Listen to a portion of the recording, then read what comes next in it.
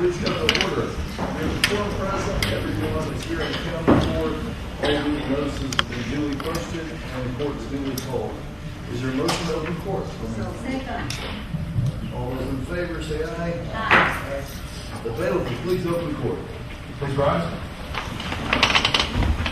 Dallas County Commissioners Court is now in session for the August 2011 term with the Honorable Clay Lewis Jenkins presiding. Please remain standing for the invocation. And our invocation today will be given by guest of Commissioner Garcia. Thank you, Judge, colleagues, members of the audience. Our guest today is Father Wilmer de Jesus Daza, pastor of Nuestra Señora del Pilar Catholic Church in Dallas. Father Daza has been the pastor of Nuestra Señora del Pilar Catholic Church since the year 2000. His first parish was St. Cecilia's Catholic Church in Outlet in Dallas. He also does a Catholic radio show on 8:50 a.m., Matrimonio en Fe, Marriage in Faith. He graduated from high school in 1984, received a certification of philosophy in 1989, and a certification of theology in 1999 in Bogotá, Colombia, and a certification of English as a second language in 2010 here in Dallas, Texas. Thank you, Father Daza, for being here with us today. Please in Dallas. Let us pray. God, we ask you to open our hearts and enlighten our minds. May we receive through this meeting your divine favor and blessings. Thank you for the elected officials and community that is represented here today. May we have your insight, hindsight, and provision to lead this great county and its all cities to serve our people. Lord, you made the world to need the water of life. You are the source of life. We ask you to let it rain. We ask you this in the name of Jesus Christ, who is Lord with the Father and the Holy Spirit, forever and ever. Amen.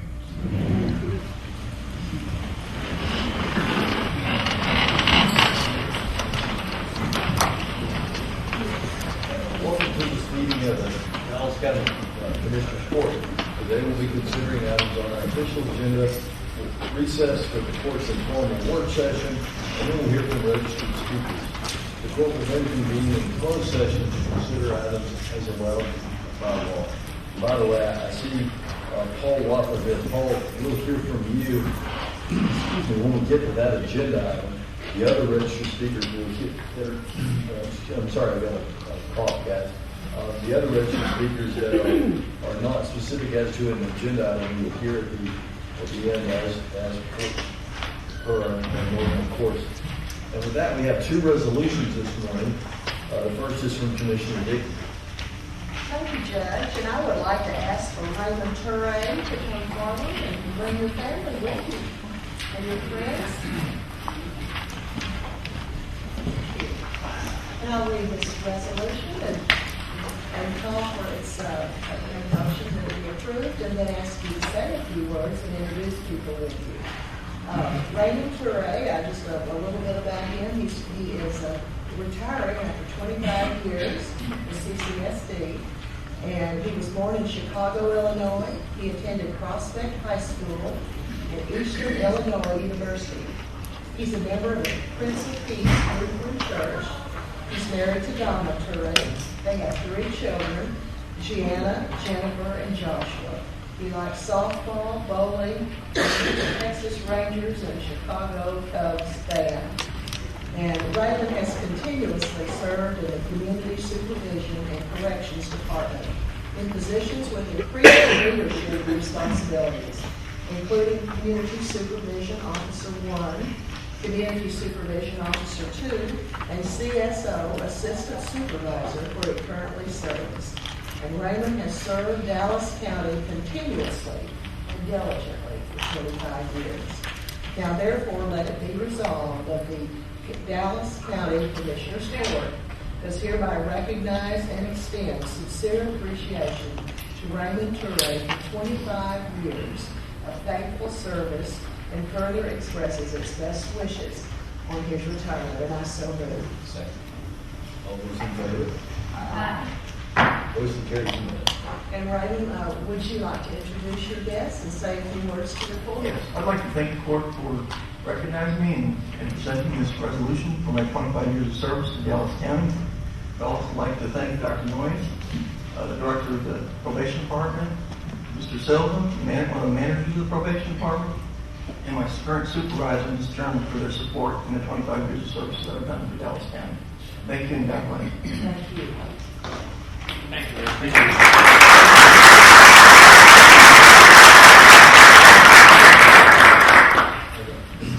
And our next resolution is from Commissioner himself. Judge and Commissioners, it's my pleasure today to introduce a resolution from Ms. Patty Clapp. Patty, if you want to come up, and Jay, Long, if you want to come up with it. Y'all come on up.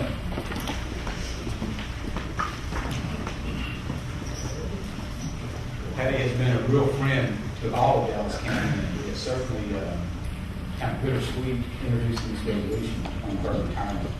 But I do want to recognize her for all that she's done for Dallas County. Whereas the Dallas County Commissioners Court takes special notice from individuals who contributed greatly to our community. And whereas Patty Clapp began her tenure at the Dallas Regional Chamber in 1987, when she was hired as the Director of Leadership Development, where she created a nationally recognized leadership program. Whereas in 1991, Patty was promoted to Vice President of Education, allowing her to focus on education reform, which has become an important in the Chamber's strategic plan. And whereas Patty has served on numerous boards and committees donated her talent, knowledge, and passion for the betterment of our community that includes the Workforce Solutions of Dallas County, the Richardson ISD Board, the Texas Center for Educational Research, the Tejas Boy Scout Council, and the American Cancer Society. And whereas in 2010, Patty received the Leah Jackson Leadership Award, which acknowledged dedication to innovation, service, and accountability within the workforce system by providing vision and principal leadership. And whereas although Patty made the decision to retire from the Dallas Regional Chamber in July of 2011, the community will no doubt continue to receive the benefit of her tireless support and stewardship as she embarks on a new phase in her life. Now therefore be it resolved that the Dallas County Commissioners Court is hereby recognized and extend sincere appreciation to Patty Clapp for the wonderful legacy that she has left through her past works and for the leadership she will continue to provide in our community. And I so move. And I second that motion.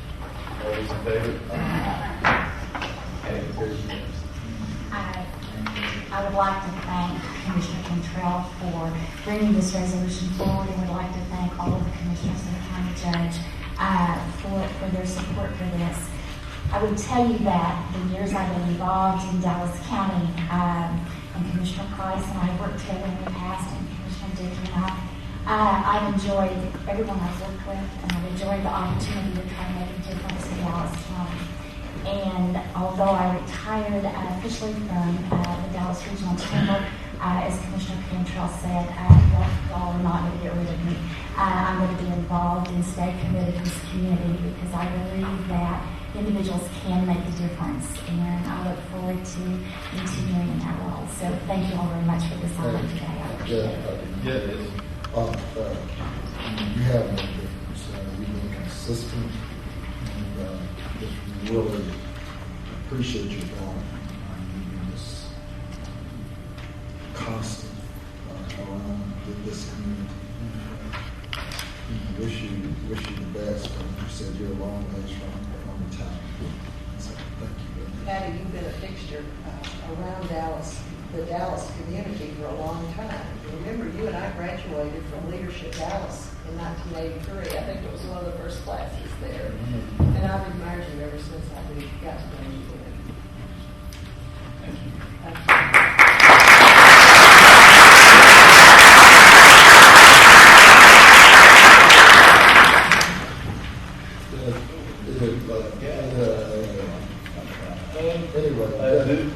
You have an introduction? I would love to, and I don't mind deferring to our court administrator. I think this is his first meeting publicly, and so if you can do it, I'll do it. But we want to welcome Mr. Stanley Bickham from all the way from the East Coast, our new director of information technology, comes with a list of credentials that we're extremely proud to have. And, we know we're going to really get a hand. City and county experience, and management experience. And plenty of that. And military experience too.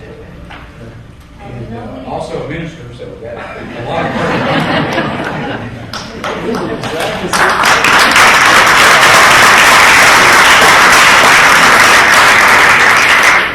Welcome. Thank you so much.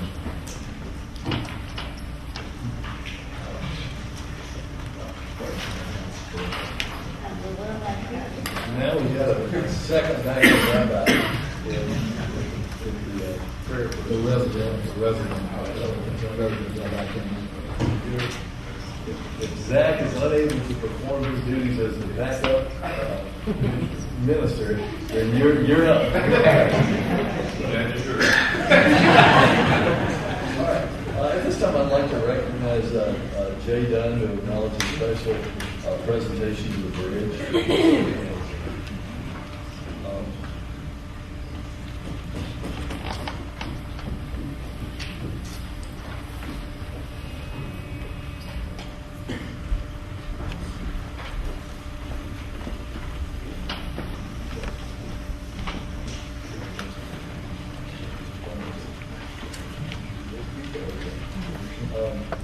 And we're proud to announce today that the installation, actually this installation was, I guess, a couple of weeks ago, right? And the way I know that, Jay, by the way, is because I got emails from and Facebook posts from people who are sleeping there. So, it's great that we have technology. But a couple of weeks ago, we actually got this installed. I think the ribbon cutting is tomorrow for the porta-pool system. There is a building in the bridge. It's an old garage. It's a repair garage, right? And people sleep in that garage. It has large garage doors that open. We have some of those large fans, ceiling fans, very large fans, the size of airplane propellers that move the air in there. But it's awfully hot. And I think we talked about this about a month ago. There's a story in the newspaper about the extreme heat and about people sleeping outside at the bridge. We know from our friends at Parkland the extreme danger of people repeatedly at night not getting below 80. And so I had seen the story, prayed about it, and had the idea because my family has one of these porta coolers. So I visited Maria, our community liaison. I went out and visited with Jay. And Jay, you and your people just could not have been easier to work with and better on this. I want to recognize you and your people for your quick turnaround and can-do spirit of how we can get this done. And I want to recognize Maria as well, because all I basically did was read a story in the newspaper and turn you and Maria loose. And between the two of you, in other words, do we have any of those TWW or THU? Let's see, AT&T, I should say Oak Cliff Bible Fellowship, because he's the senior pastor, but it's the church, the Meadows Foundation. These are the folks that stepped up and came up with the money for this. It cost a total of about $16,200. They had to rewire some things. But now with this cooling technology, we're able to cool that area down by up to 30 degrees at that for oil and during the day for these folks.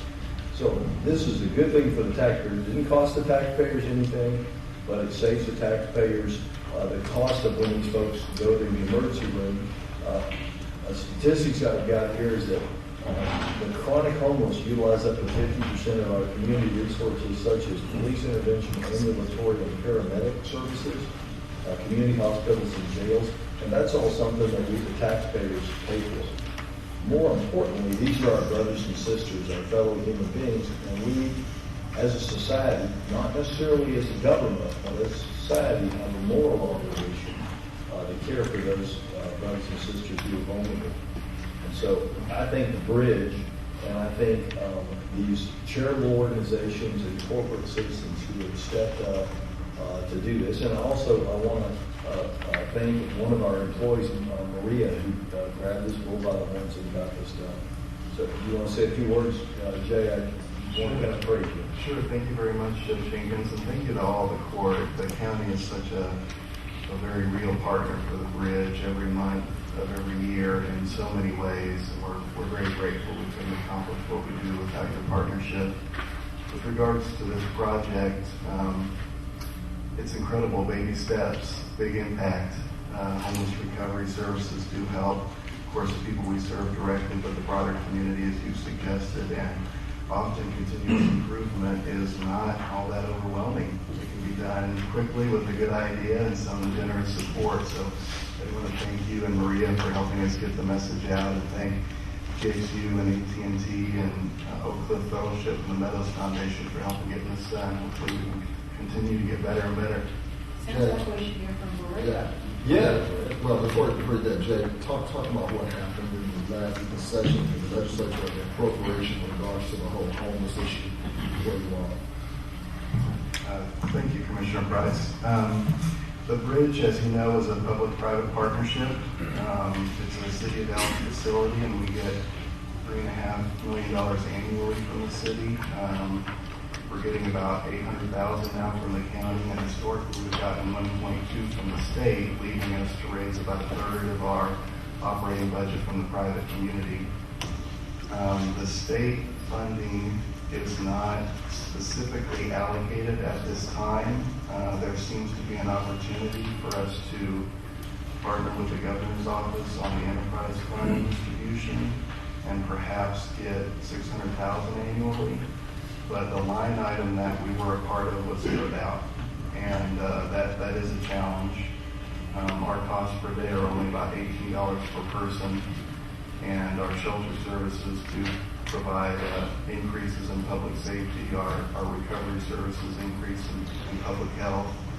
So we feel like we do return value to the community, and we need the community to recognize that and continue to invest in what we do so that we don't have to scale back. So right now we're in brainstorm mode, and we need help drawing that state funding down. So basically, 800,000 basically just about, say, got zero, and you're hoping to be able to do something with 600,000. But in the final analysis, you're definitely running a real deficit at this point with more than We are. Our public revenue historically versus our pledges for next year is down $1.8 million. That's the equivalent of serving about 600 people per day. So we need to figure that out so that we don't have people out and about on the streets. But we can do it. We just got to get together and figure out how to do it, and we need to figure out how to get with the state. I think there's an opportunity there, even if it's less than it's been. Thank you. Thank you, Jim. And before you want to introduce the rest of your folks?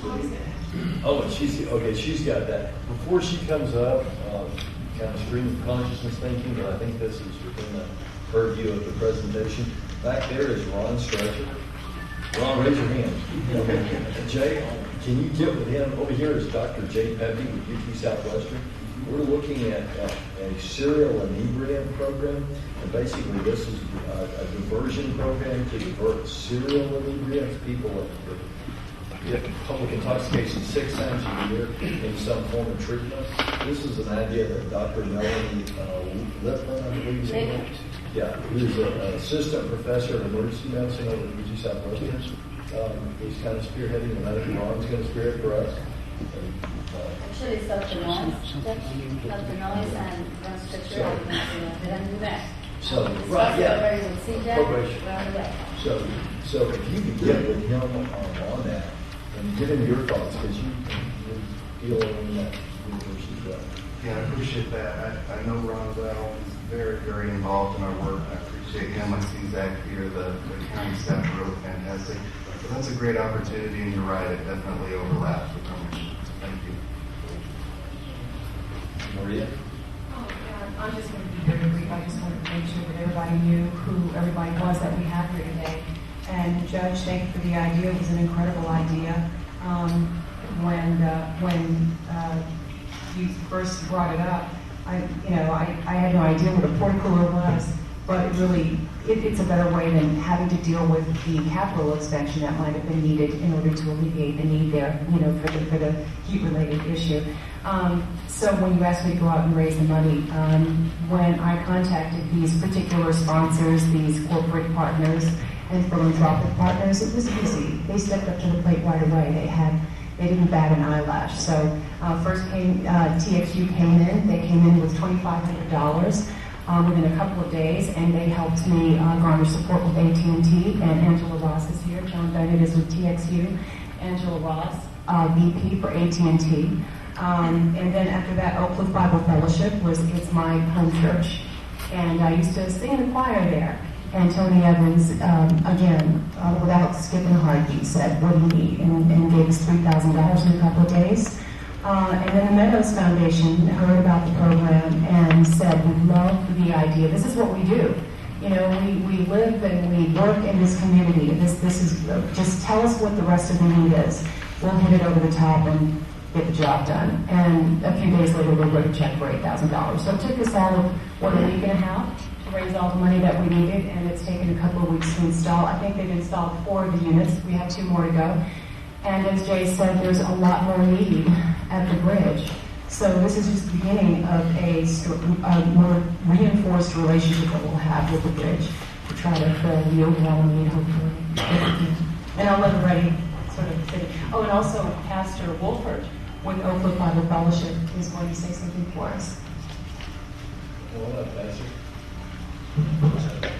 Just on behalf of Dr. Tony Evans and the Oak Cliff Bible Fellowship Church, we certainly want to applaud the county's decision to step in, and we certainly are part of God's vision to make a difference right where we're at. And so we pray that this initiative will continue to go forward in any way that we can help at Oak Cliff Bible Fellowship. Please take us on.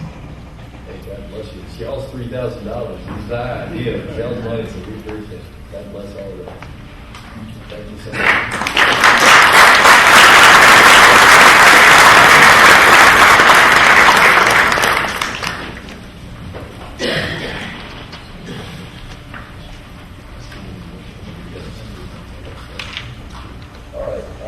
Let's take a look at the consent agenda. Not consider the consent agenda, the motion on that. All those in favor? Aye. Motion carries unanimously. We'll next consider item 9, that's our bid. The motion on the bid. All those in favor? Aye. Motion carries unanimously. We'll now consider court orders 10 through 40, pulling 11. There's a motion on 10 through 40, pulling 11. 10 through 40. Second. We can substitute for 36. Yes. Let's figure it out. I'm sorry, 10 through 40, with the substitute for 36 and pulling 11. That's the motion, and that was the second. All those in favor? Aye. We'll now reconvene the public session and recess for our previous session. Considered in a subsequent session.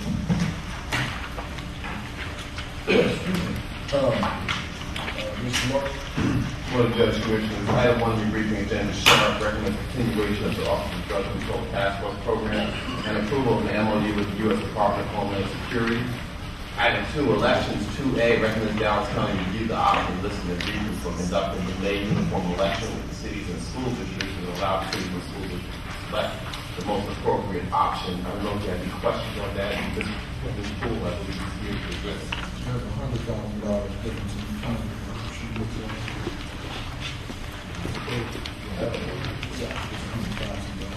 $2 million. Morning. What's the difference between options that you laid forward? Well, the first option only includes 25 early voting locations. And the fourth option includes 39 early voting locations, awarding each city a location outside of Dallas County's 25 regular locations that we're going to be using for the primary and primary runoff elections. So in order to sustain those additional locations, there's additional personnel, so there's additional cost in order to be able to service more locations that we would normally be doing at that particular time. 25 locations are pre-cleared. Do you have to go through the other additional pre-cleared in terms of the early voting locations? Not for the 39. Those 39 have already been pre-cleared for the individual cities and school districts. So it's just a matter of whether or not the cities want any other. Right. The city wants to pay that additional cost to have a location within their jurisdiction, or they just want to use Dallas County's early voting locations that will already be in position for the primaries. You're meeting with them this afternoon. We're meeting this afternoon with them to decide which options that they want to take for the additional cost, or determine to just suffer and go with the 25. Or I just want to say, I appreciate you giving the options. Because if they want to pay for it, they ought to have that option. If they don't, then just go for it. Yes. We appreciate it. Thank you. And thank you also for meeting with them. And I know that some of them are going to present different options of how they can pay. Right. I think we're also for this, and as long as we are paid, I hope they have some options as well. Well, there are some counties that are not flexible enough to have those elections. So I'm glad we're not one of those. And we were able to work with all of that. Thank you. Tony, I've gotten a lot of praise for your work on this, but Cedar Hill, Grand Prairie, and some of these every 3-year election people, we were very happy that we worked all this out. Item 2B recommends commissioners to select election judges and early voting judges, alternate early voting judges for the 2011-2012 term.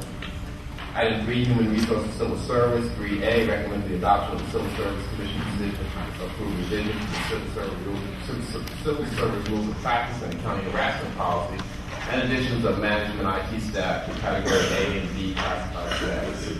And in this item, Mr. Martin, the harassment policy is mainly an expansion of the investigation time, the 10 days. Commissioner, what we're doing is we're actually deleting that 10 days that we currently have in the policy, and we're trying to make it more reasonable, more flexible, because a lot of times we're just simply not able to conclude those investigations in 10 days. But I didn't see a timeline added, so it will be flexible timing from We now. basically said within a reasonable time period. So we tried to get as much flexibility in there, with the understanding, though, that on these investigations, we are to conclude them as quickly as possible. But we wanted to take out the specified number of days. Thank you so much. Item 3B recommends approval of the medical program accrual rates for calendar year 2012 with a medical cost reduction of approximately $5.6 million. Item 4, tax assessor collector recommends approval of contracts with Freedom Chevrolet and Freedom Dodge authorizing operation of the Guild motor sticker printing system for motor vehicle registration.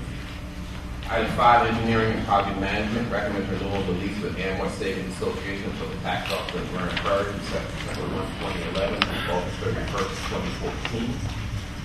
Item 6, IT. 6A recommends approval of the funding in the amount of $49,000 from the Navy Technology Fund hardware refresh account to replace the current microfiche scanner in the Sheriff's Department. Item 6B recommends approval of the funding in the amount of $51,000 from NTF unallocated reserves to implement the on-base property for the Sheriff's Data Management Unit. Item 7, Public Works recommends approval of the Commission of the Engineering Services contract with Jacobs Engineering Group for preliminary engineering services for the Medical District Drive. Item 8, Commissioners Court Administration, seeking Commissioners Court review and comment on the proposed policy on public access to tangible property. Daryl, Mr. Martin. Yes, ma'am. Judge, we have a speaker who is here today, and we have a limited schedule. This is Attorney Paul Walker, He's over and he's here to, he signed up, and he has a lunch engagement, so he asked if he could speak to this item. Sir, Paul, are you done with the briefing? And as he's coming forward, let me just preface this a little bit by saying, again, I apologize for Commissioner Dickey. This came out of a meeting 2 weeks ago where I took it upon myself from the discussion to come up with a plan. Again, this is just a preliminary plan in draft form. We'll take suggestions and I'll bring something back to the court for you to ratify at a later time if that's the desire of the court. But again, this is just a discussion. Let me ask you a couple of questions before Paul speaks, so we understand what we're dealing with. This would, I asked you this right before the meeting, and Paul, you can stay there or whatever you prefer. Just gonna grab my copy. Okay, sure. So for instance, and we pretty much talked mostly about the reporter doing this, right? Right. The Jackson So the reporter says they want to come and ask an elected official questions, and they want to do it inside that elected official's office. They wouldn't go, we wouldn't have to go through this process because we control our office, right? So hypothetically, there's been a flood in this building. It's also November, and so the reporter says to me, hey, thanks for the interview about the flood. I'd also like to look at that staircase that Oswald believed to be a problem. I'm showing him statements, right? Okay. So I'd also like to look at flood damage in the courtroom. I'm showing that, but he says, I want to look at flood damage in Commissioner Dickey or Commissioner Garcia's office. I wouldn't be able to do that because that's not my office. That'd be up to them. Right. If he says, I want to look at the flood damage in the Emergency Operations Center at Homeland Security, I'd go through this process. Right. Is that right? You go through some sort of process that we agree that whatever process we ultimately come up with. Correct. Right. And is it envisioned that we actually have to have a meeting and work with everybody's schedule to have this meeting, or could I just send an email that says, I have no trouble with them looking in the Emergency Operations Center, defer to Homeland Security and Director of Security, and that would be the meeting, so we can speed this up? You know, that would be entirely up to the court to decide. If that's something that you choose to do, that's fine.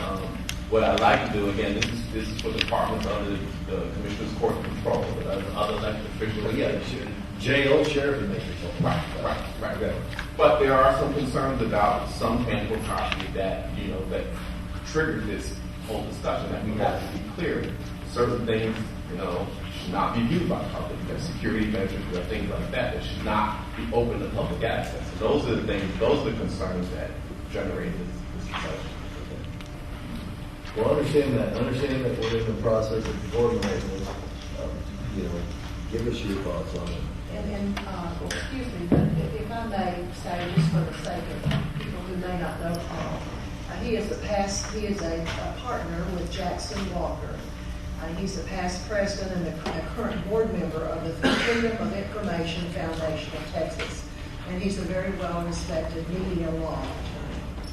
Thank you, Commissioner, and thank you, Judge Jenkins. Thank you. And this doesn't kind of get your time. I'm going to give you this much time as you get to come. I'm going to be brief. But are you here representing the Freedom of... Yes, the Freedom of Information Foundation. Okay. And that has membership of various media organizations. Well, there are members from the news media. There are public members, individual members. We have a very diverse membership. We have a lot of academics. We have a lot of lawyers. We have a lot of journalists. We have a lot of public citizens that are members and active in that group. So we represent a broad spectrum of viewpoints. But there is media interest and media involvement in that legislation. You're here, fair to say you're here as a spokesperson for that group. So That's correct. Good contact person for that group. That's correct. Okay. Thank you, Judge Jenkins, and thank you, Commissioners, Commissioner Dickey. My name is Paul Wattler. I'm a lawyer in private practice here in Dallas. I am appearing today as past president and board member of the Freedom of Information Foundation of Texas to express concerns with this proposed policy of public access to tangible property. Just briefly, we were talking a little bit about the foundation. It's a nonpartisan, member-supported, good government organization dedicated to protecting First Amendment values. The foundation was founded right here in Dallas more than 30 years ago and maintained its headquarters here in downtown Dallas for decades until relocating to Austin in 2009. This policy, the policy on public access to tangible property, is fundamentally flawed and should not be adopted. It is not designed to facilitate public access to county property, but will only serve to needlessly hinder, delay, and frustrate such public access. The policy proceeds from the flawed assumption that the manner of public access is left to the sole discretion of the commissioners. And this is just incorrect as a matter of law. because, among other things, members of the public and the press enjoy a First Amendment right to access and inspect public property, particularly that which has been traditionally open to the public. The court may not outright ban or effectively deny access to such public property through arbitrary procedures such as this proposed policy would allow. The policy refers to the Texas Public Information Act and bears some surface similarities to the Public Information Act. However, the Texas Public Information Act rests on a presumption that the public and the press have a right of access to public information. The proposed county policy does not include a presumption of access to public property. The Public Information Act does not allow public access to be arbitrarily denied, but limits denials to specific enumerated exceptions. This policy does not include any specific circumstances in which access may be denied, and therefore will improperly allow arbitrary denial of access, including for content-related reasons. That is, this policy would allow ad hoc decision-making, which will allow people to deny access because they don't like the organization someone is affiliated with, the message that they perceive that they're delivering, or their mission, say, as a member of the news media. That would be content discrimination, which is absolutely inconsistent with the First Amendment. However, this policy would permit that to occur. The Texas Public Information Act attempts to balance the competing interests in open access and protecting personal policy. There's no such balancing of interests that's apparent in this policy. Indeed, there really cannot be any personal privacy rights at stake in connection with the inspection of public property. The Texas Public Information Act requires agencies to make public information available promptly for inspection. There is no such requirement of public access in this proposed policy. So, I'm sorry, I got the first two points, but I missed that one. The Public Information Act, one of the bedrocks of that act is that public agencies, such as the county commissioners or the county, Dallas County itself, is required to make information promptly available for inspection upon request. That's just a basic presumption of the Public Information Act. And I'm pointing out that this policy, although it refers to the Public Information Act, lacks any kind of statement that there should be a presumption that access will be promptly provided. Okay? In fact, this policy appears to contemplate routine delays of 10 days or even more, 30 or 50 days can easily be contemplated as a sort of a delay that might ensue upon the enactment of this policy, which is just unreasonable. There's a saying in the area of access to public information that access delayed is access denied.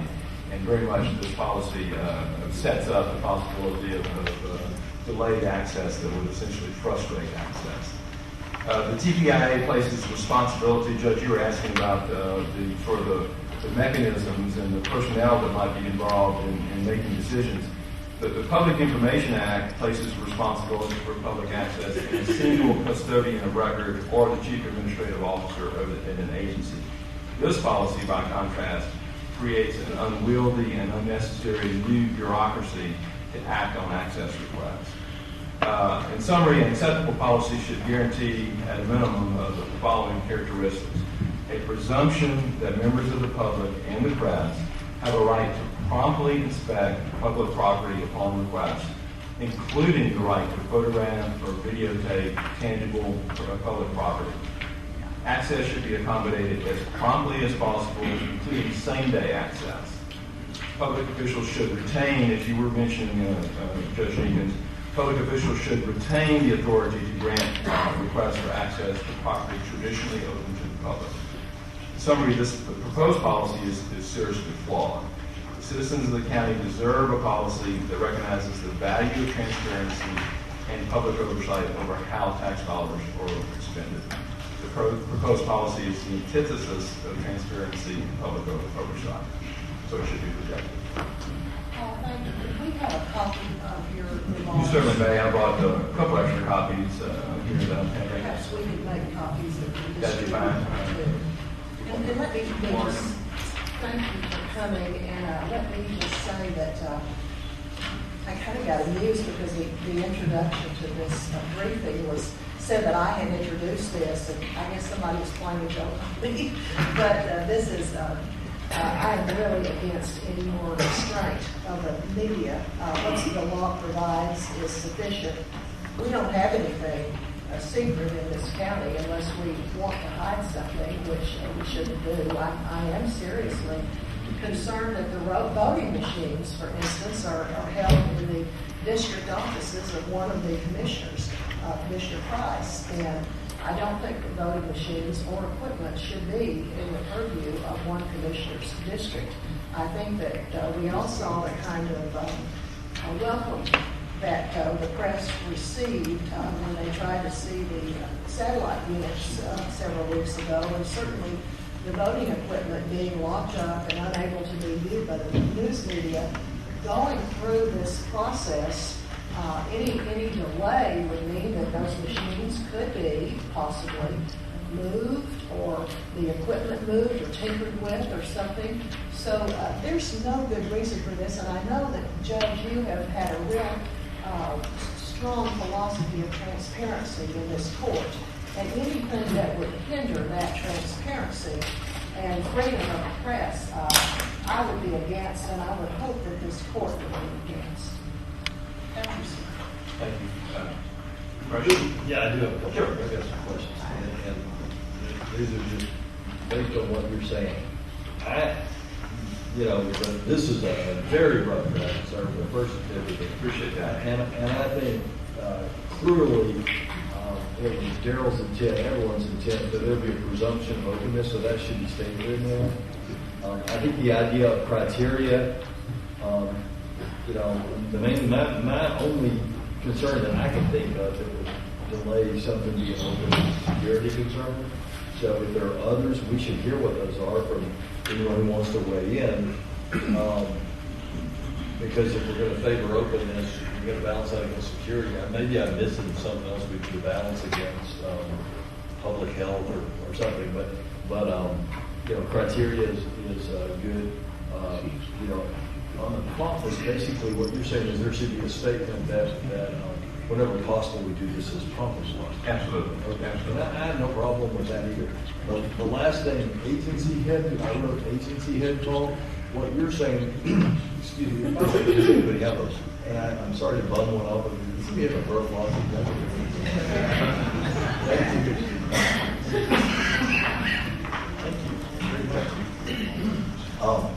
So under the PM, thank you very much. That's appreciate y'all. You're going to get a bunch of fun of them. Yeah, I'm covered now. I need to start doing this for groceries too. Okay, under the Freedom of Information Act, it's a okay. So you make a Freedom of Information Act request to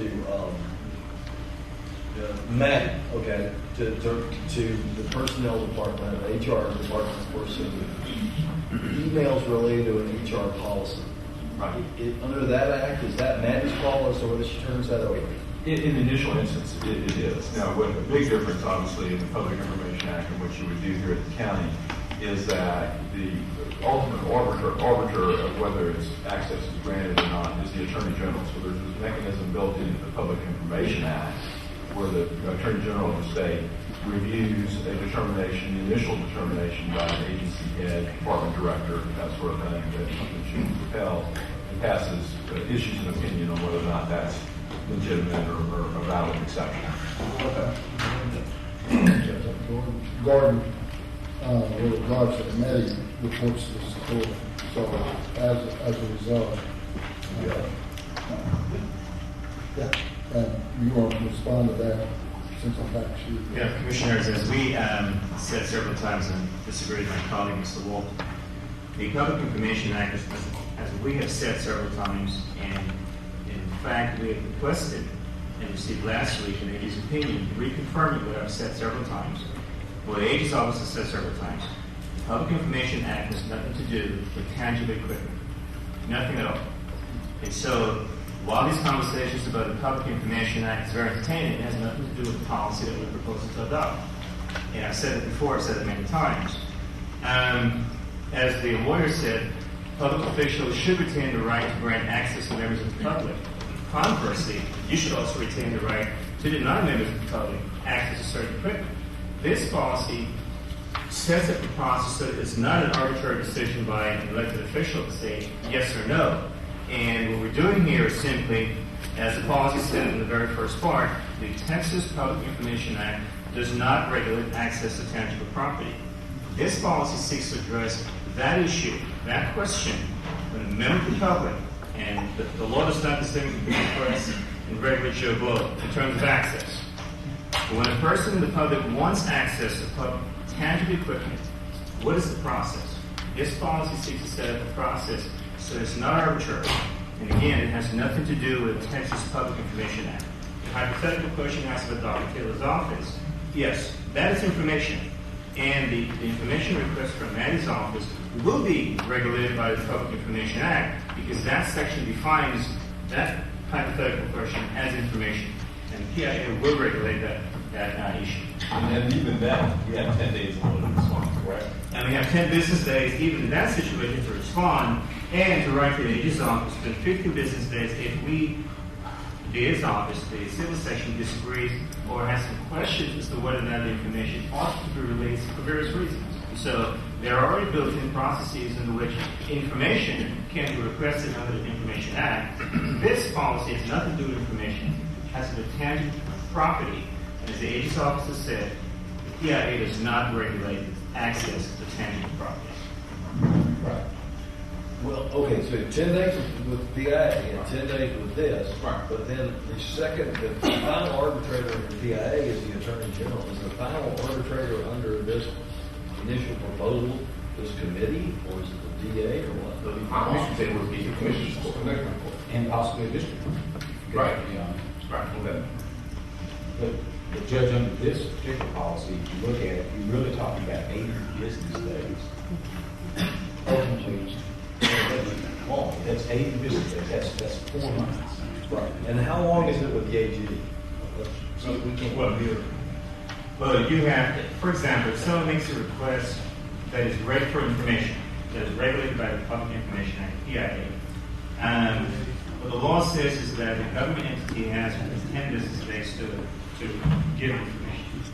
If, for example, we believe, that is, the government believes that information ought not to be released for one of the various reasons, then within 15 business days of the request, you have to send to the AG's office a representative sample of information that you believe, the government believes, ought not to be released. It goes to the AG's office, and because he is the AG, to say, he responds whenever he responds.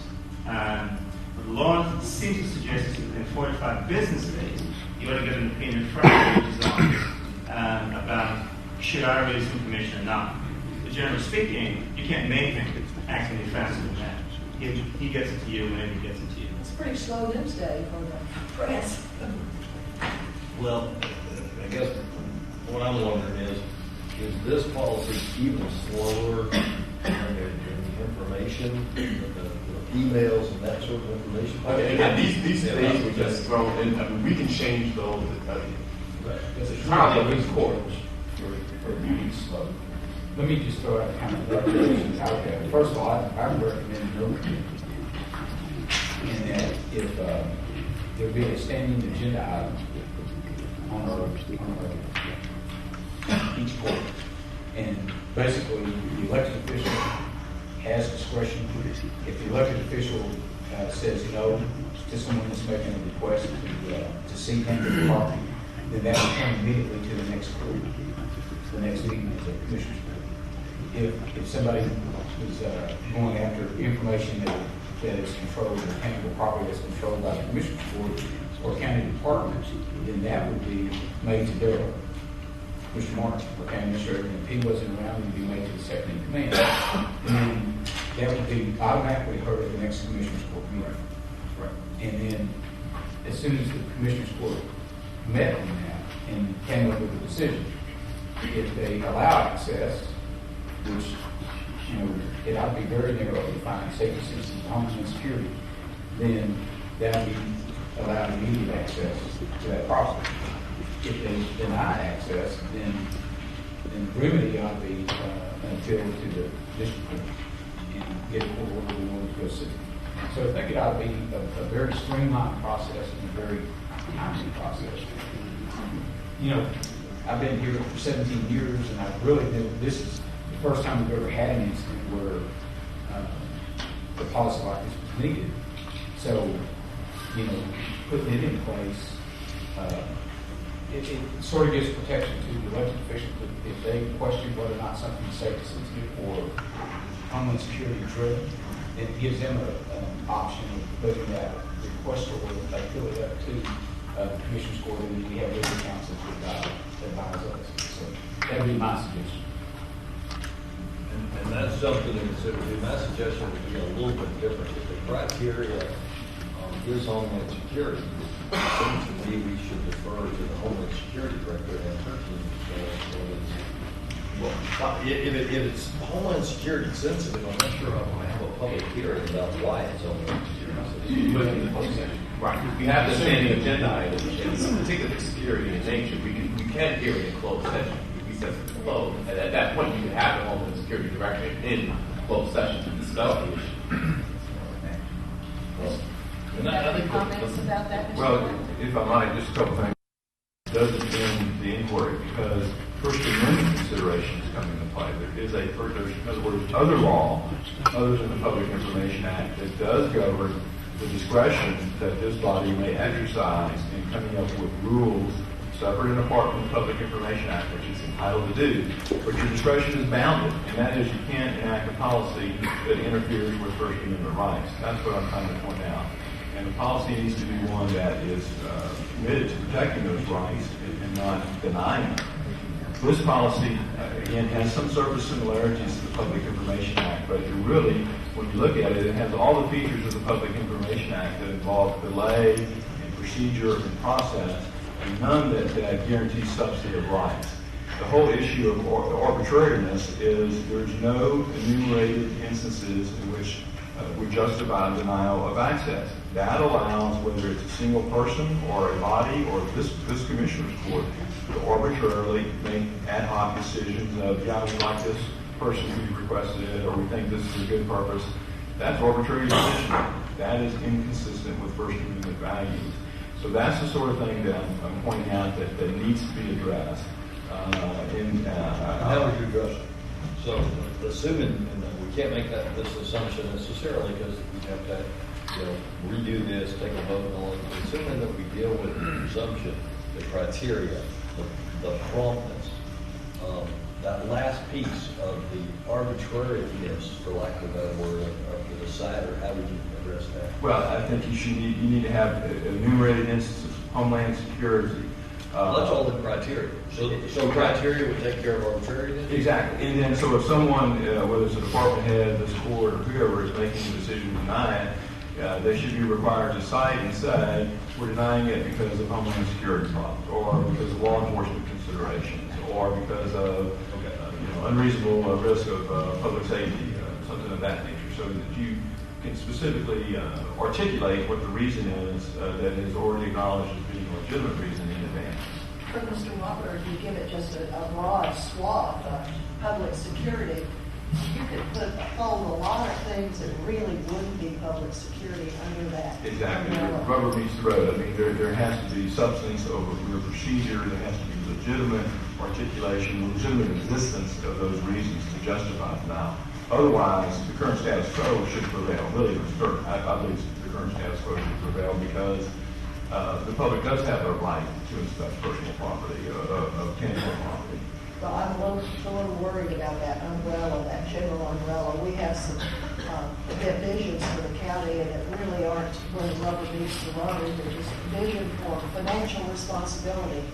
Well, that doesn't really address anything. We all expect that. So, I'll try to worried we get put it too in much. action. Right. Thank you, Steve.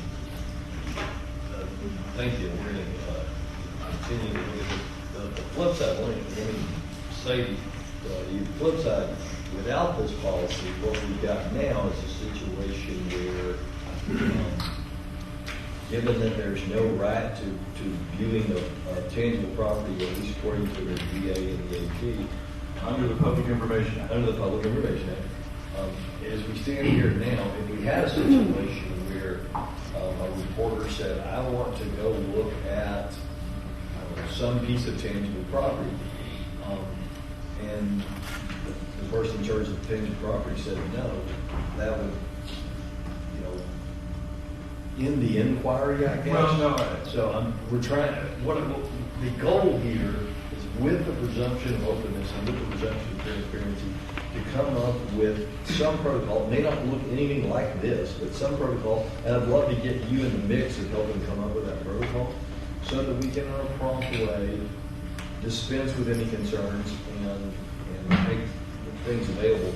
And from my end, by the way, except for extraordinary situations, we haven't had a problem with, we're looking at intangible property. So the hope is that we would rarely ever have to use this protocol, whatever we come up with, because if somebody says, hey, I want to come look at your courtroom, I'm going to say, come on over. Well, and I feel the same way. If someone wants to come out to my road and bridge district and see whatever it is, come on. But there are rare instances where we have. But I thought I heard you say that you really didn't think this protocol was necessary. I don't see that it is. I think there's a number of facts here that when you adopt this policy like this, it should be admired. I don't see the need for it. So Well, but I would love for you to meet with staff I'd be and happy to see do if that. we can get into something that is open. Obviously, for me, it's very important that the public knows, what we have and public servants. But I also understand that, Homeland Security and certain departments have some concerns. I've only been here once, but I would like to have some kind of protocol so we know what should be done next time, something like this happens. And I think that agree with Commissioner Cantrell. I think that the policy should be, in general, in a big picture, rather than a specific committee or commissioner committee. But we can always go into executive session or something, so a security matter or protocol. Thank you. Thank you.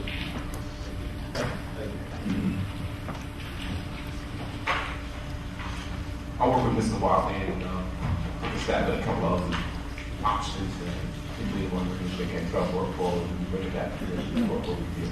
And thank you, Mr. Martin. Thank you. Item 9, County Clerk recommends filing the bond forfeiture court cost assessment schedule and interest on bond principal and forfeiture actions effective September 1, 2011, and not charging courthouse facility for bond forfeiture actions. Item 10, budget. 10A, conference travel training request. 10B, you have your hiring fee reception from district clerk, county treasurer, public defender, juvenile probation. I'm going to jump down to 10B. Recommend approval of implementation of the pilot IDP, that's the initiative defense plan, and expansion of the electronic monitoring program. Recommend HR Civil Service review the new position for proper classification. And I'll jump back up to 10C. Recommends change for staffing modification to the Sheriff's Office, Constable Office, listed in the region effective October 1, 2011. Mr. Brown is here with questions regarding his briefing on this item.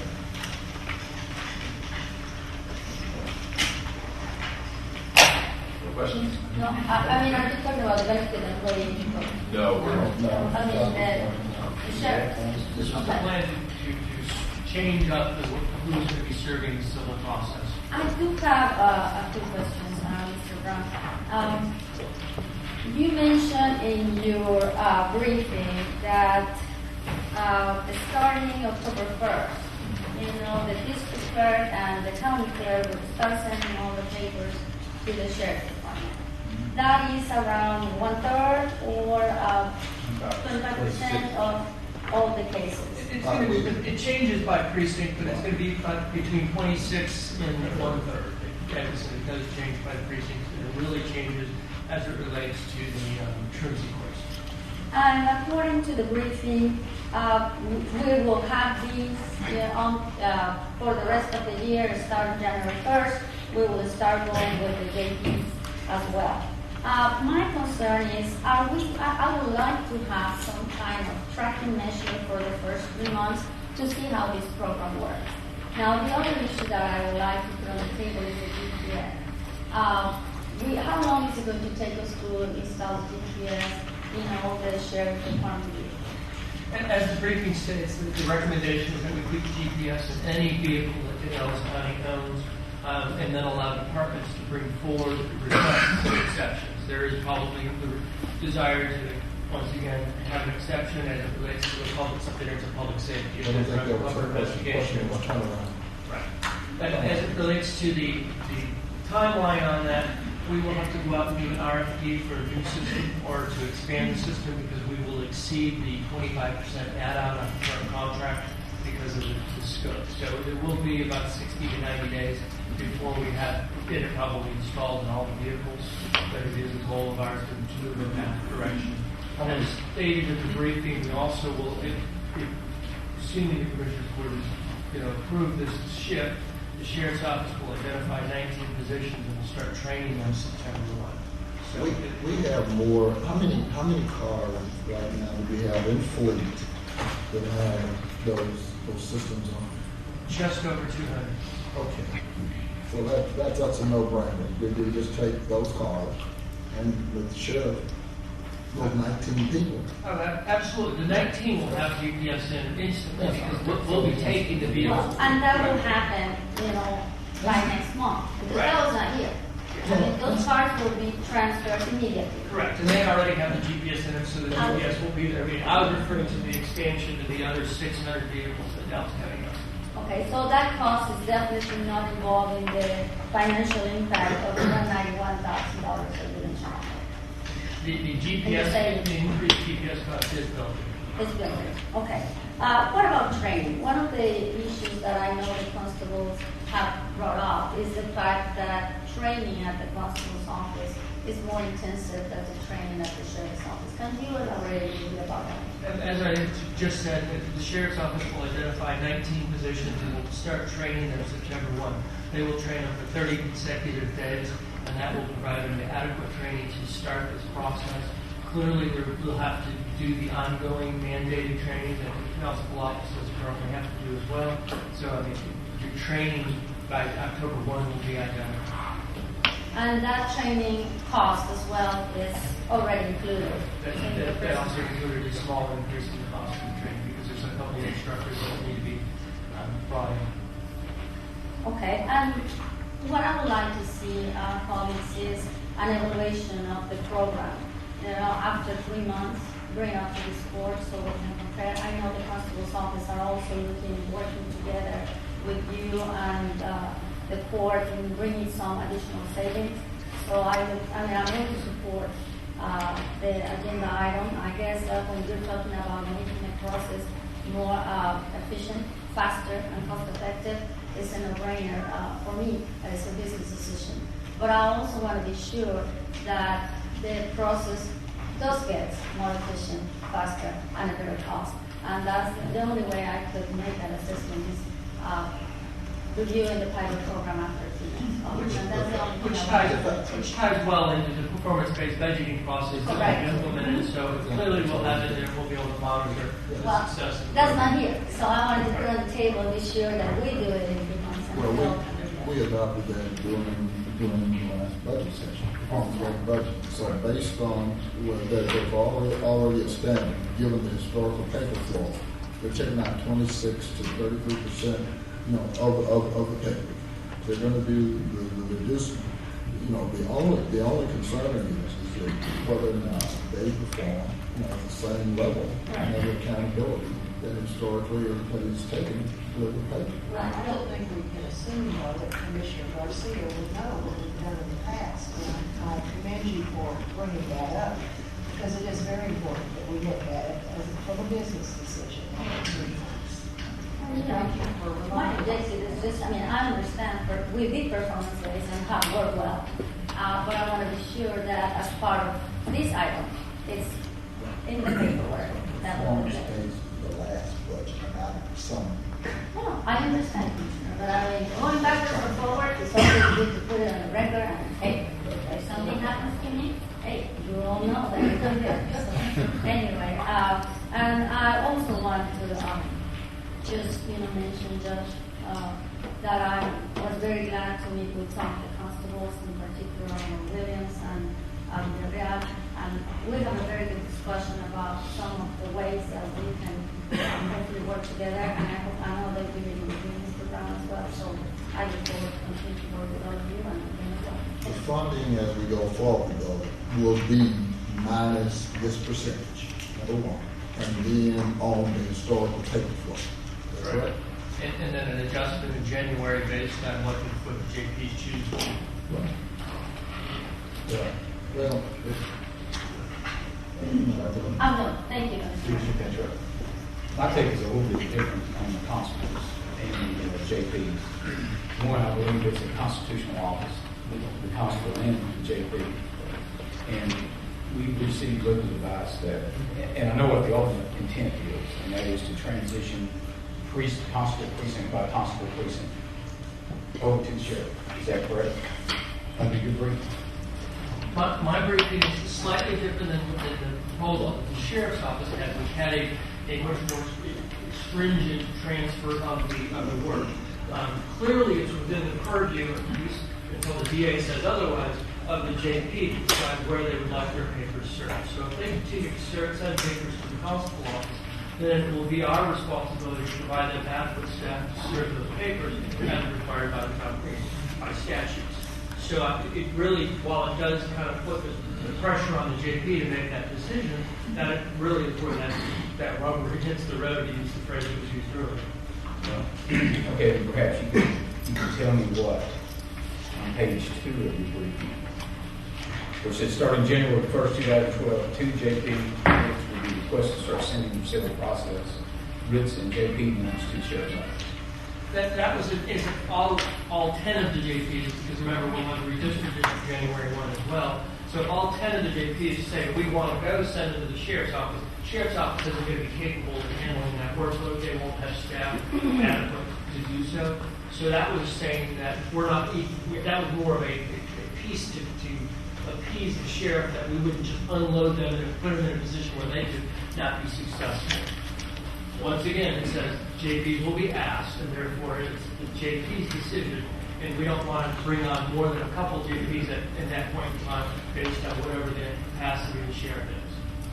Okay, so I guess the position that I would take is that as long as the JP, the 2 JPs in a constable precinct is sending those papers to the constable, they're staffed according to those papers. Correct. All the papers coming out of county courts and also district courts will be sent to the sheriff. Correct. Assuming that the county clerk and the district clerk agree, which at this point in time they said they will do at the wishes of the committee. well, if you look at the operational impact on one swing, if you take the 122, you take a third of them out, about 4. Correct? Okay. And disproportionately, I would really like to see what that represents in each one of those precincts, because the staffing is interesting. And I don't know when the last time you looked at the staffing.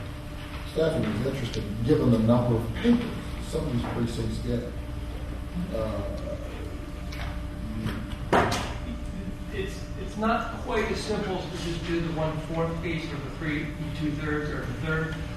You have to remember they get staffing for civil process, they get staffing for writs and warrants, they get staffing for bailiffs, they get staffing for truancy courts. So you have a hodgepodge of things. They're not all identical in the same numbers. I understand. And so you have some offices that were very high in the number of civil officers they have based on the number of papers they have. The one thing that will be needed to be monitored to ensure that we properly staff the constable offices is the out of state, out of county papers. Those generally go to precinct 1. That's right. And so we'll have to monitor how many of those they continue to get, because that's not something that we can tell the state of Colorado, we want you to send it to the sheriff's office. They're going to send it to the constable office, because that's historically the way they're served in the state of Texas. So we'll need to make sure that we don't over-adjust for that particular activity. So there will be adjustments needed to be made to make sure that we are doing this thoughtfully. Well, and that's the reason, again, I'm asking you about the numbers, because these numbers don't seem to be correct. Because I was unable to, there's not an ability to pull out whether or not a criminal subpoena is being issued from Colorado or from our courts. It just, I assumed, was coming from our courts. That's why I know that there's going to be an adjustment for precinct 1 accordingly. I just don't have the capacity of it. That particular office right now has more vacancies than is even proposed here, so they need to go through a process of hiring out, talking with their JPs to get a feel of what their JP is going to do, obviously, first. But then once that's done, then there may be a need for us to add another officer to ensure that they have adequate staff to get what they need done. But we're looking at basically constitutionally mandated duties, debating the courts and serving all process at the JP. No. It's not constitutionally mandated to serve all process activity. It's either the sheriff or the JP shall serve the papers to which they are given from the justice. Okay. Down the road, there's going to be a process. Clearly, there's nothing in the statute that says that the JP papers must go to the constable to be served by the constable. So it's a constitutional office. When the JP makes a decision to send those to the constable, Then it's the constable. Is that If the JP makes the decision to send the papers to the constable, it is my belief that the constable is legally obligated to serve that paper and does not have to send it or give it to the sheriff's office. So that's why we will provide them adequate staff. Right. They'll provide them adequate staff. I can see down the road, some 5, 6, whatever years down the road, you may have some constables who will have all the papers from their JPs and will have served those civil papers based on that premise. They will bailiff the court, which is a constitutional mandated function of the office, and they will do those activities. There could be another constable office, for one reason or another, those JPs choose not to send them papers. In that office will probably just be bailiffing courts because it won't have any papers to serve. Dan, yeah, weigh in here, position you up to weigh in.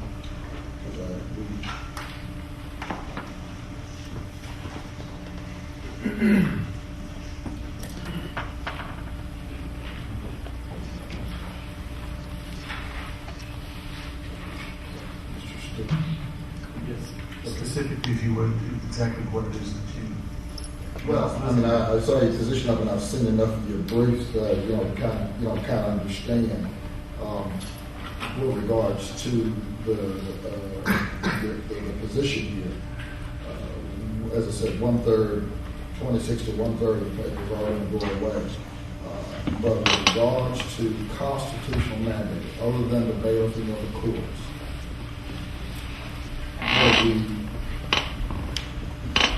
basically required to appropriate with regards to statute. Excellent question. How much money do you have to appropriate to the constable's offices to perform their function? With regards to their statute, constitutional statute. Well, the Texas Constitution says very little about their requirements. It's statutory. The statute specifically requires that the constables, and what their authority to operate is to serve the various kinds of process, and there are a number of them, but that's it. Then, and to provide bailiff to the court. If the discussion I heard earlier with regard to where a particular magistrate might direct process to be served, if the magistrate, and I'll just say JP, just because that's what's been mentioned, specifically says, okay, here, I'm directing this to constable, whichever constable it is, you serve it. That constable does have a duty under the statute to serve it. It can be transferred to another office to serve, but that will not relieve the original person that was given the process to serve of the obligation. And if the other office serves it, that's fine. But whoever it is that the magistrate sends it to, they ultimately still have the responsibility to do it. With regard to how much money you have to give them to do their jobs, it's not a lot. Other than to provide them with the basics of, with office supplies and things like that, and their own individual salary, the cases that have come down on that issue with regard to how much money that you have to appropriate to a constable in order to perform their functions give the court wide latitude. Not much. I mean, and you may, what you appropriate may not be sufficient, in their opinion, to do the job. The only option at that point then, of course, would be for them to go to district court to try to get it overturned as an abuse of discretion. But the case law that I had seen about that issue with regard to how much money you have to appropriate to the constable's office gives you tremendously wide latitude. Other than their salaries and some really basic expenses, that's about it.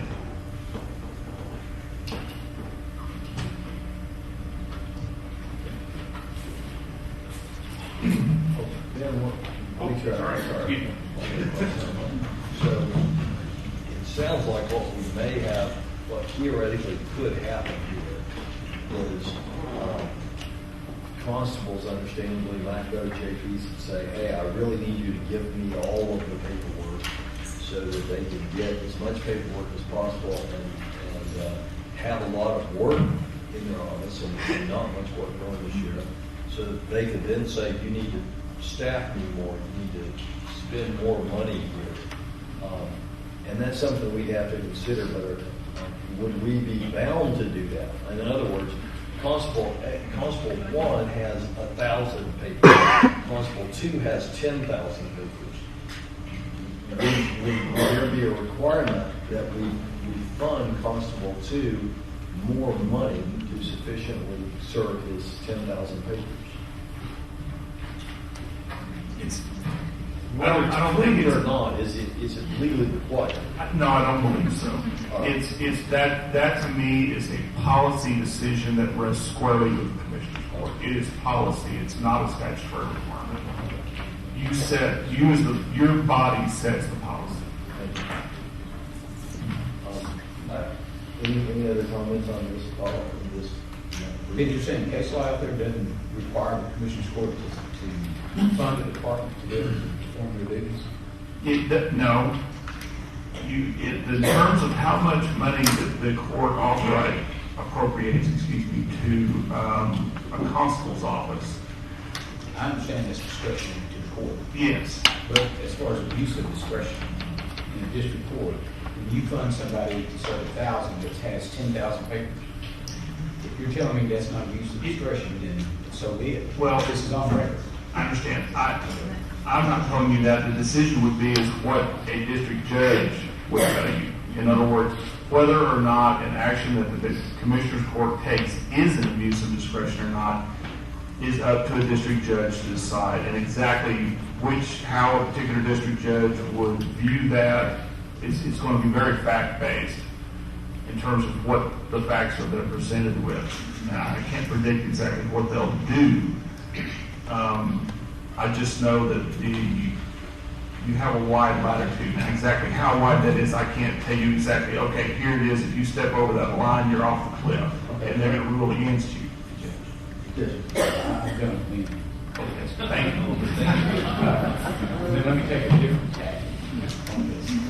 If indeed this court can move in that direction where you end up with a constable, a secretary, and 2 bailiffs, I think to be fair, and I understand we have a structure in place where it doesn't allow for transition of those deputies from the constable's office over to the sheriff's department. I would hope, I'm sorry? No, it doesn't. So I would hope, if that's the direction the court goes, I would hope, we have some good people at the constable's office, some that have never been disciplined, some that are incredibly trained, and they have 20-plus years with the county. They come to work every day and do their job day in, day out. I would hope that we could set up a committee made up of maybe someone with Chief Costas decides to be on that committee, along with 2 other individuals, maybe somebody from HR, to go through and do a vetting of those individuals on a one-time exception this court can make. And instead of doing the transition over, move those individuals that have that experience over to the sheriff's office and begin this immediately. Why wait for a year? In my opinion, you ought to go get the constables and the JPs on board if they're concerned about the staff. I think ultimately what you're looking at, if you get down to a constable with a secretary that bailiffs the court, sure. I don't know how that constable can run for re-election and justify to the voters their position. I don't see how that can be done. So that's tantamount, in my opinion, to passing a constitutional amendment and doing away with the constable's office. But what I'm looking at is maybe transitioning of, there's 39. I figured there was a total of 58 positions. 19, I think you're going to transition. That would be 39 positions that we ought to at least look at and bring the experience over to the department with your concurrence. Commissioner, I have no problem with that, except for the fact that the civil service won't allow me to do that. Now, if you want to make an exception and you clear out the civil service, then I have no problem. They would have to go through our background and your civil service. Make the differentiation. Right. Our civil service. I have tried several times to get a lateral transfer, and our civil service has not allowed us to do that.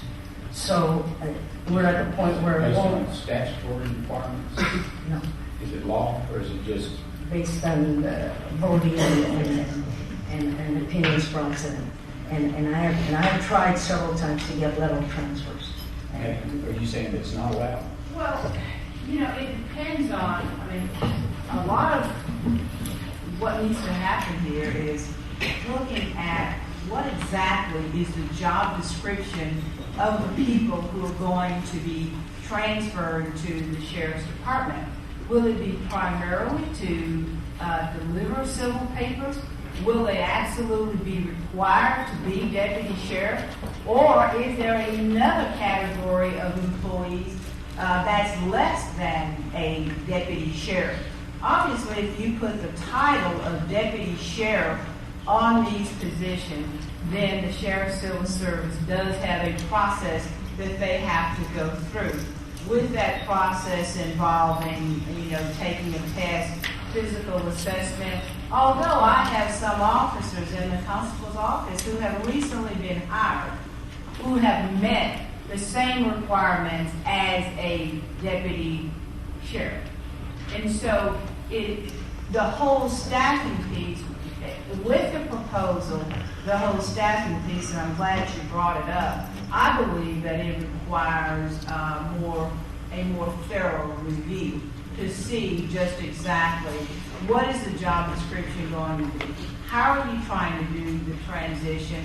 I believe there's a way that we could come up with something that would work for everyone, and I think it would also give the employees some understanding of what's going to happen to them. And I don't think it's something that would take a long time to try to figure out. But I do believe that we should give more thought to what the transition is going to be as far as the staffing is concerned. And I agree with you. There are people out there who already know this process. They've been doing it for years, and they're excellent employees. And what happens to them in this process right now is not clear.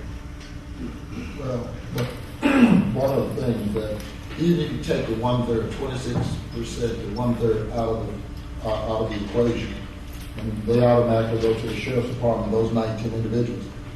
The real problem is, given the historical papers, the flow.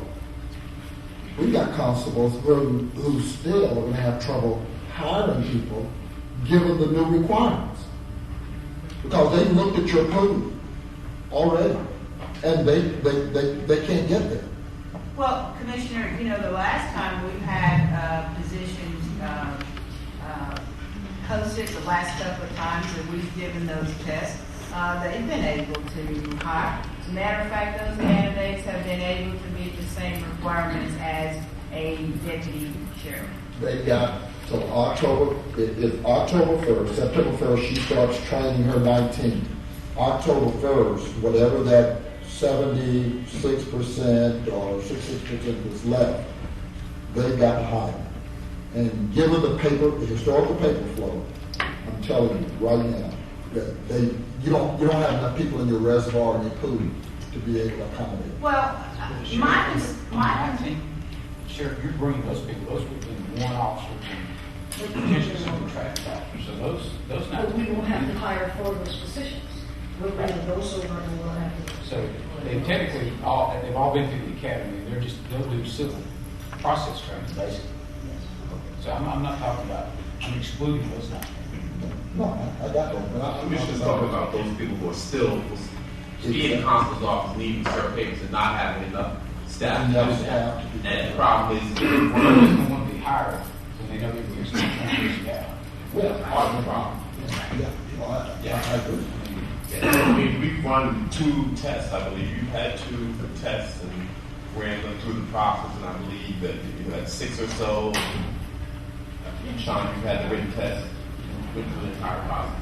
But remember, we changed the process so that we can have an identical process for the constable as a sheriff. But we were concerned about the hiring practices of the former constable. Well, and under those lines, under bullet 2, we're going to eliminate several of the clerks and personnel at the constable's office. Wouldn't it be wise to keep them until we get the program 3 months afterwards? My concern is that we're not able the constable's office and the detainees, without enough personnel going through the transition. The papers will shift October 1, so there isn't that piece. It should be fine. That should be a smooth transition because those papers will shift September October 1. The only piece that gives me a little bit of pause that has to do with Constable Precinct 1 as it relates to the out-of-county, out-of-state papers and what numbers those will be. But in that regard, he has, I believe, 9 or 10 vacancies. At least. At least. And so he's going to actually have additional vacancies even after he loses the staff.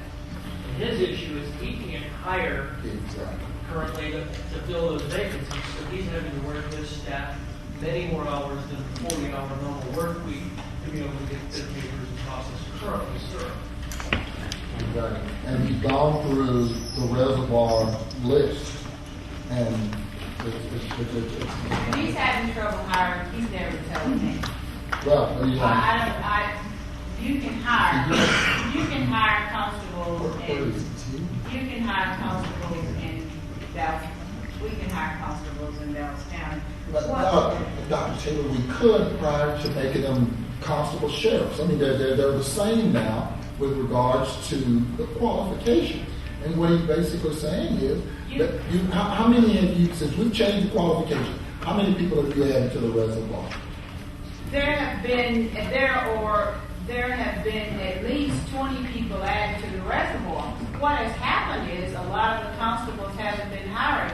The individual who has been doing the most hiring has been Constable Uriel, and they have filled their position. If a constable is having problems hiring, if they let me know that they're having problems hiring someone, I'll put candidates on the table. That's my job, and I can do it. So if he needs 10 individuals, you're telling me right now you've got 10 individuals there. If he needs 10 individuals in order to hire, I'll go out and I'll give him 10 individuals. You can't go out there, you've got to have them already in the reservoir. No, I know. I mean, you can always give tests, you can always hire. But I thought we closed the test. I can always give a test, Commissioner. Okay, and so what's that timeline? I can give a test. It usually takes about 14 days to give that test. And I can always give a test. Psychological and everything we go through the show. So you tell them in 14 days you can have somebody else. No, I'm saying in 14 days I can give a test and get them through the cycle. They test, get their scores, go through the sites, the whole bit. In 14 days? No, I'm saying it takes me 14 days to give the test.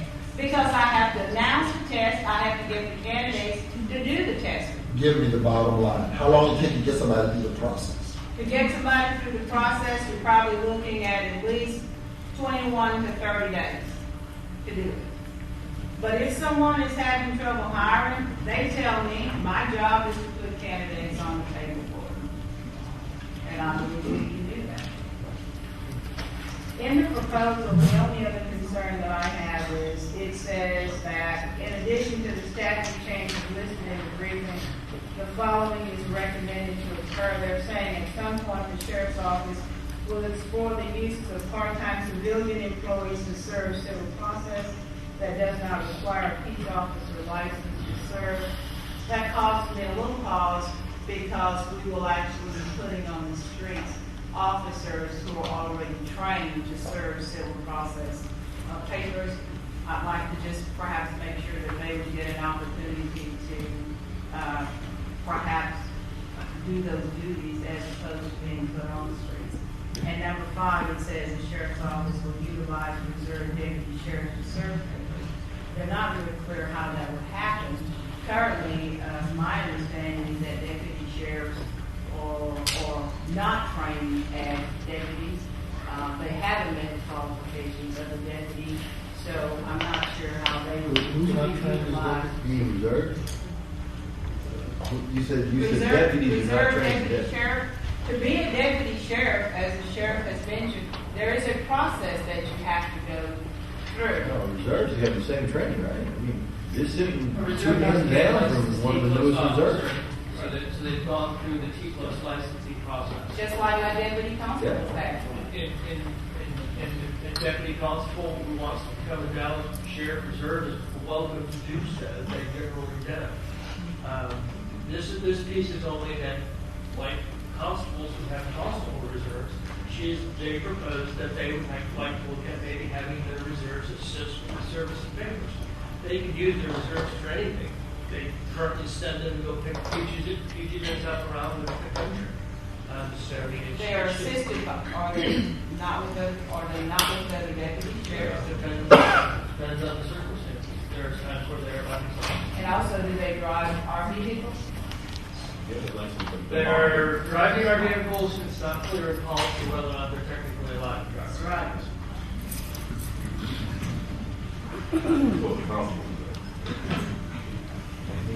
Any other questions or comments on that? Just one clarification, Judge, under item 6 and 122, the district attorney has some concerns about GPS and some of their undercover vehicles. I thought because of that issue, I thought Mr. Monroe was going to bring that back. He will. He's going to bring that back to us. Right. Okay. On a case-by-case basis. Exactly. And there will be a handful of others that will want to address that matter. Clearly, undercover vehicles, you do not want to have GPS for officers. Couple of observations before we move on the matter. And seeing Craig there, this is a great example. The state jail felony initiative, which has been a big success, is an example of what I want to remind us all of as we talk about looking at this in 3 months. There's startup cost of this in efficiency. You're not going to be efficient, as efficient your first month as you are your 6th month or your 12th month. So I don't want to get into a deal where we set the sheriff up to fail by saying, well, they haven't done everything that we'd like to see done after 3 months, because even with our state jail felony initiative, I remember people saying, well, you're actually costing money, this is not working. Well, it's working now. It took, it take us 3 months to, something like that. It took about 3 months before we turned the corner and that started being the success that it is now. And then it's become more successful pretty much every week that it's continued. So we need to have a little bit of patience in the startup of this. The second thing is, I was under the impression that those constables would be eligible for. Now, I thought they'd have to go through the academy and take a psychological screening. But to the extent that we can work to keep people that are doing a good job doing jobs, let's find ways to do that. think what the sheriff said is that she is not there. She's a civil The sheriff has person. established a process to allow them to hire licensed police officers from the outside and not go through the DSO process, which is historically done as a pattern of they've done that. As she expressed that her civil service board has not been very cooperative with that process in policy that she adopted. But I think though, Ryan, what you're saying is different from what the judge is saying. I think the judge is saying that for the constables who are there, that we look at a process whereby they would be able to meet the qualifications of a deputy sheriff, as opposed to them being put on the streets. Clearly, the elected official of the office makes decisions as it relates to hiring. Because the sheriff has a civil service process, she will get to work with her civil service board to determine how she can stop that to happen. The civil service board would even be involved in that. The judge is saying, will they have an opportunity to meet whatever those qualifications are? And the answer in the short is yes, they can go through whatever process the sheriff has set up for her to make determinations of who she hires. I asked several of these questions when we started this, and I was told I wanted to lateral several of them in but also giving them our background, our life detector, and then lateral them in. I wanted to do that, and I was told that was not possible because of our civil service says that I cannot lateral somebody from another agency and bring them into ours. They have to take the test. They have to. Can they lateral in if they meet the qualifications? If they meet the qualifications, they can lateral in. I have some deputy constables, they have met those qualifications. I would be glad to accept that, but I was informed by several attorneys that was not possible because our civil service says we cannot lateral somebody in from another organization without them having to take a test. Well, that's what she's saying. She said it's got to go through all these tests, all that. Which means once you pass that, then you can hire somebody. And that's what we've agreed to. And that's a pretty difficult test for somebody who's been out of law enforcement for a while, they really have to study it. What we agreed to was that we would tutor the folks to help them take several of these tests, and if they wanted that, we would get several folks. We do that with our candidates, by the way. We do that with all our DSOs who want to take the test to become deputies. We set up tutoring time so they can do better in the test. So the key is to get them off. They have to make a decision do they want to take it out. Absolutely. Thank you.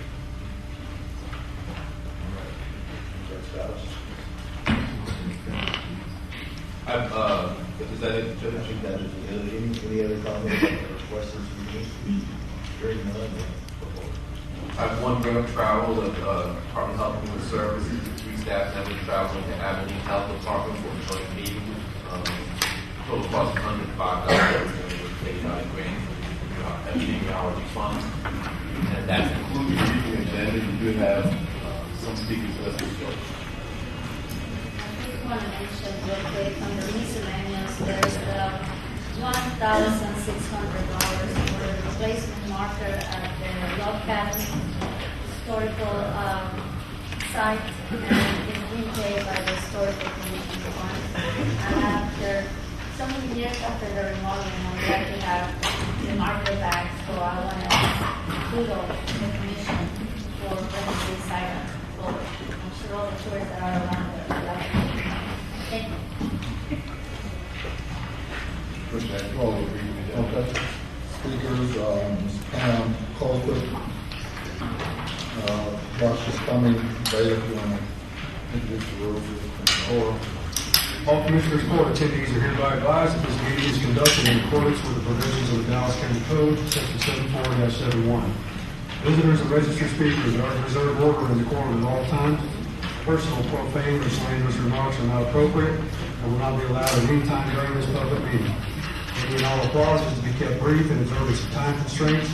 Disruptive visitors and or registered speakers may be removed and are subject to the penalties provided in the State of Texas Penal Code, Sections 38.13, 42.01, and 42.05. Registered individual speakers are limited to a maximum of 3 minutes, and the maximum discussion on any one topic is limited to 3 minutes. Walter.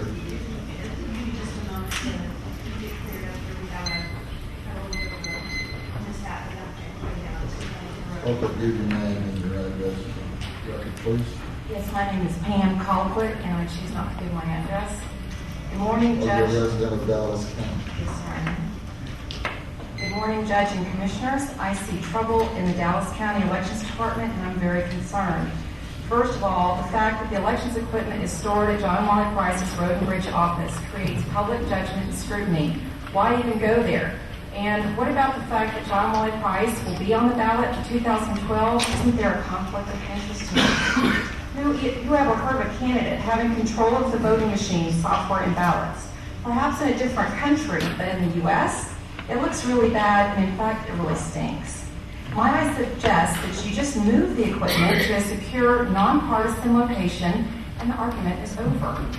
What are you hiding? You might say, it will incur unnecessary costs to move and store the equipment elsewhere, but that's a cover-up. Find a better way to save money in a way that doesn't negatively impact the integrity of our election process, like giving up your car allowance.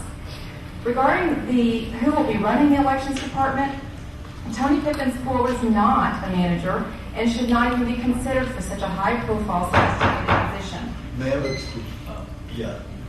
keep your comments local. We don't allow personal remarks about folks' personal attacks at any time. So please keep your comments local. This is obvious by the mass exodus of key employees in the election department since she's taken temporary command, a loss of over 100 years of experience.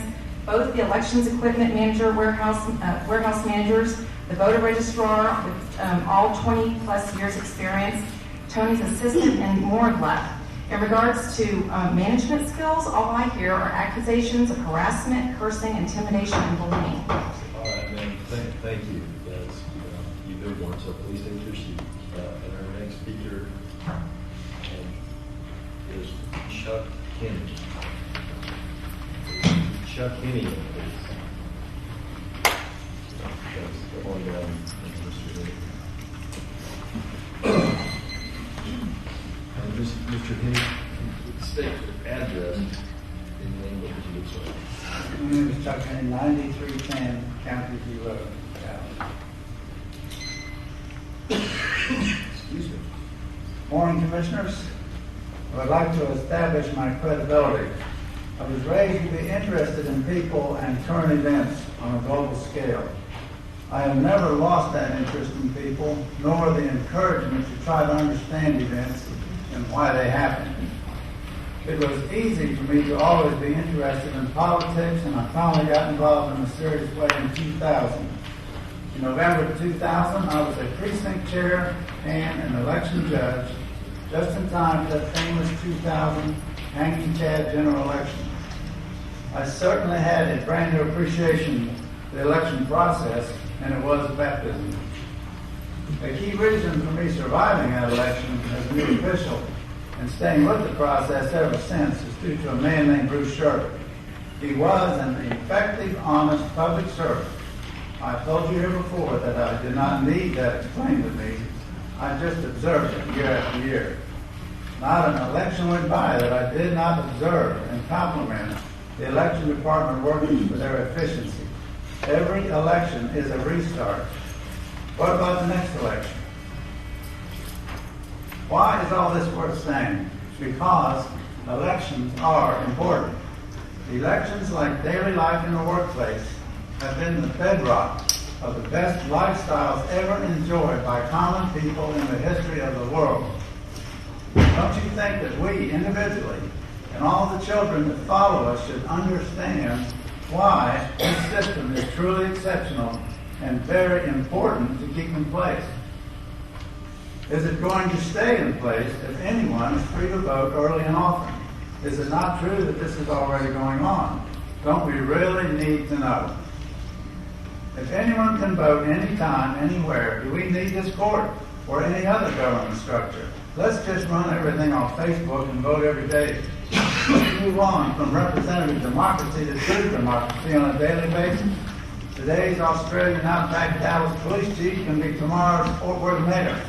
That ought to work. We need fresh ideas. The United States Constitution works. The United States free market system works.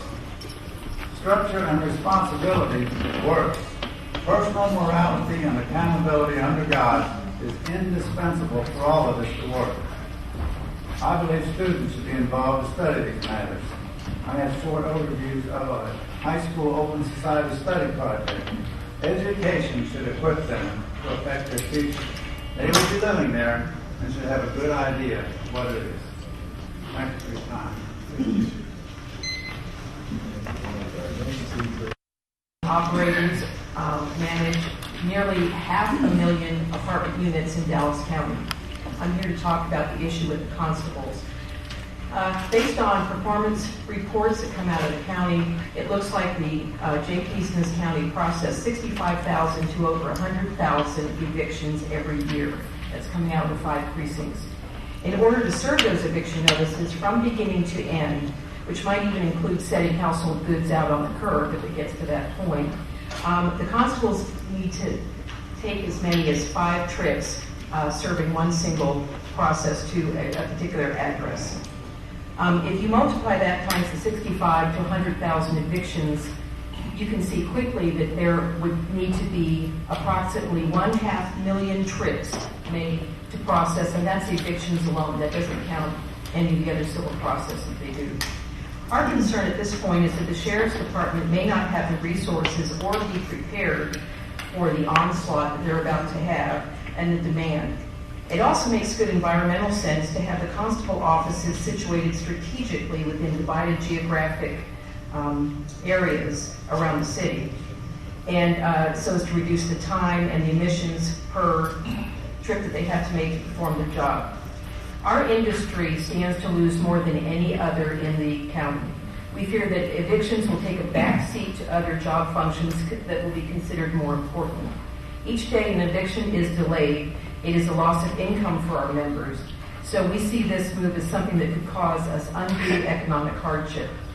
According to Ryan Brown's analysis, the financial impact of this huge upheaval will result in a savings of $191,000.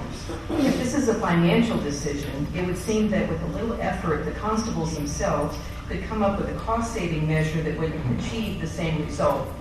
If this is a political decision, we all know that certain constable offices have come under scrutiny and investigation in the last couple of years that caused a black eye. But we believe that those issues have been resolved. We get good service from our constables. We have no complaints with their work performance, and we ask that you not dismantle an entire system for relatively low cost savings. Let's not throw the baby out with the bathwater. Thank you.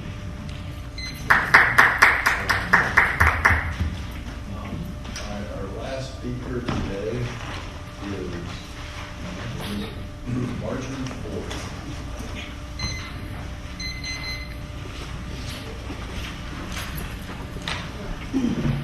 I'm Marjorie Ford. I live at 920 West Daniel Dale in DeSoto 75115. First, I want to say thank you, Mr. Cantrell, Commissioner.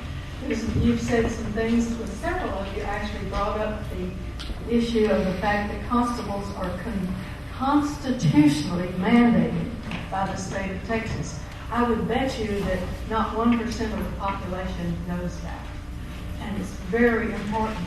And I hear a lot here about things being switched back and forth. And I think that the end result of that would be to gradually cut down the constables. I know I'm changing my little talk right quick because I've heard wonderful talk by Kathy here and good things from Mike. I know that it is normal, having been around for a while and seen it in various places, for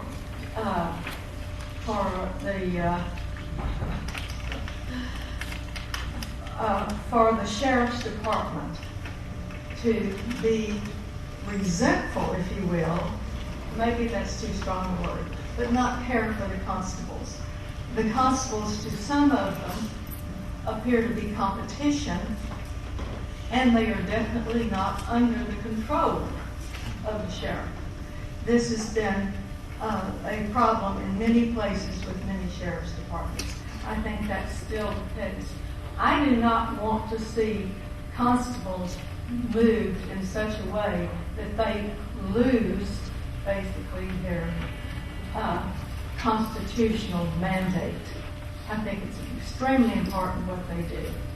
And I believe also from talking with people who studied this situation from the beginning of the Constitution being put into the state of Texas many years ago, that part of the reason for doing the constables was to have a group that would be a check and balance to the sheriff's department. We've had problems apparently there in the past. So I want to thank you for considering this and for a lot of good discussion that I hadn't heard anywhere else. So that's very good, and I appreciate you for letting me speak. Thank you. Let me just say that. Yes. Sure. That's okay. I'm sorry? No, I'm just talking global. Oh, okay, so I can go ahead. Yeah. The sheriff has never asked, requested, or, about being part of this process. He has never said that. I think there have been members of this court who have basically, said, what is an alternative? And so she has never, ever, and probably has been reluctant part of coming forward with this process. So I want the record to be real clear. For the lady for the person who had a concern about voting machines being stored at District 3, they're also stored at District 4. That didn't seem to help Commissioner Mayfield. So I just thought I'd put that on. And by the way, they're still in District 4. That's how I checked. Okay, didn't help him. Okay. Speak on the sheriff situation as well. Any concerns about checks and balances of constables vis-a-vis sheriffs doesn't have anything to do with Luke Valdez or any of our modern sheriffs. These laws were passed, I guess, last century. So that's more of a historical situation. And I want to make clear, though, with this sheriff, the person to blame for those of you, the Department Association, others, for this, I guess, if you want to pick one human being out, pick me out. I'm the one that called the sheriff and asked her to help with this plan. And so the sheriff has been very gracious and very helpful in thoughtfully coming up with a plan for this transition. But this isn't something the sheriff said, hey, I need more people, I want to do this. This is something that we looked at in the exercise of our budget authority.